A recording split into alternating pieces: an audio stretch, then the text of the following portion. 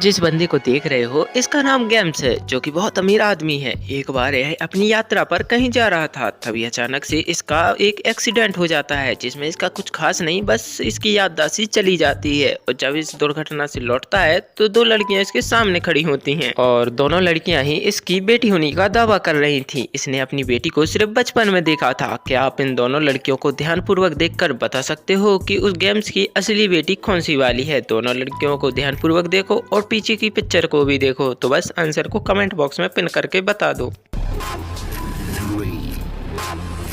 2, 1, go.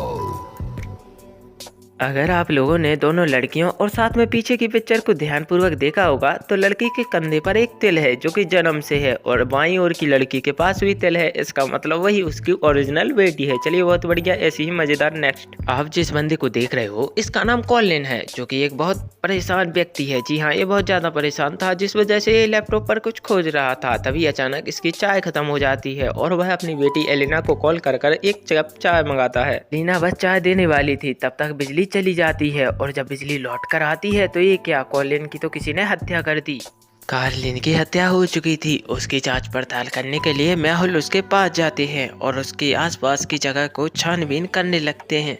Carlin की 3 बेटियां थीं, टीना, एलिना और एलाना। देखा जाए तो तीनों नामों के पीछे ना शब्द कॉमन है। और जब मेहुल कार्लिन की बॉडी का जो जांच होता है वो कर रहे थे, तब उन्हें एक सुराग मिलता है। उनकी चाय पकड़ी हुई थी और उसके पीछे ना शब्द लिखा था, NA। मेहुल को कुछ भी समझ में नहीं आ रहा था, इसलिए आप क्या मेहुल की मदद कर सकते हो? आप तीनों के नामों को ध्यानपूर्वक देखकर बता सकते हो कि असलियत में कातिल कौन है। 3, 2, 1, go. तो आपने जब सुराग पर ध्यान दिया होगा तो चाय बगरी थी और चार को इंग्लिश में कहते हैं टी और पीछे लिखा था NA, ना, मतलब इसका शब्द उच्चारण बनता है टीना। गर्मियों का समय चल रहा था, इसलिए मोनिका को एक पार्टी में इनवाइट किया गया था। मोनिका अपने दिमाग में एक हीरे के हार के बारे में सोच रही थी, जो कि उसने कल ही खरीदा था सुपरमार्केट से।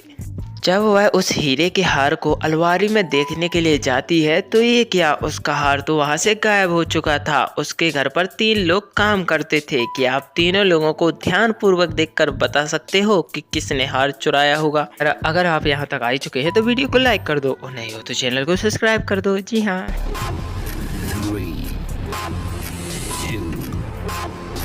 1, go.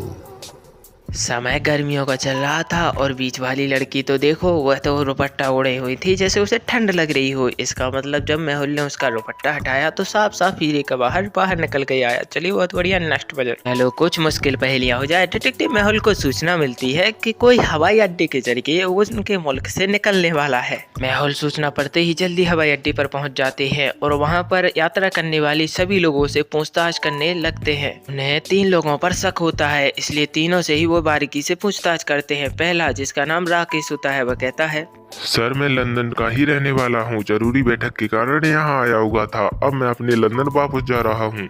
मेहुल दूसरे यात्री, जिसका नाम सोनल था, वह कहती है, सर मैं लंदन में ही एक कॉलेज में स्टडी करती हूँ। बस अपनी छुट्टियों के मौके पर यहाँ इंडिया में घूमने के लिए आई थी। बस अब मैं अपने कॉलेज वापस लौट रही हूँ।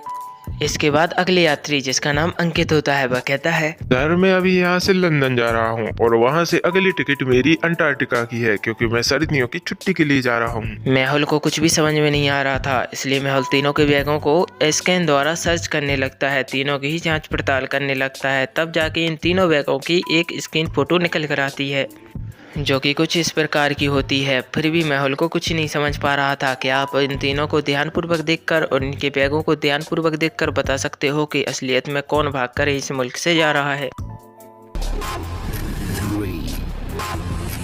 2, 1, go. अगर आप लोगों ने अंकित का बयान सुना होगा तो वह कहता है कि मैं सर्दियों की छुट्टी के लिए वहाँ अंटार्कटिका जा रहा हूँ, लेकिन आपने बैग पर ध्यान किया होगा तो उसके बैग में कोई भी गर्म कपड़े नहीं है। इसका मतलब वह झूठ बोल रहा है। चलिए, बहुत बढ़िया।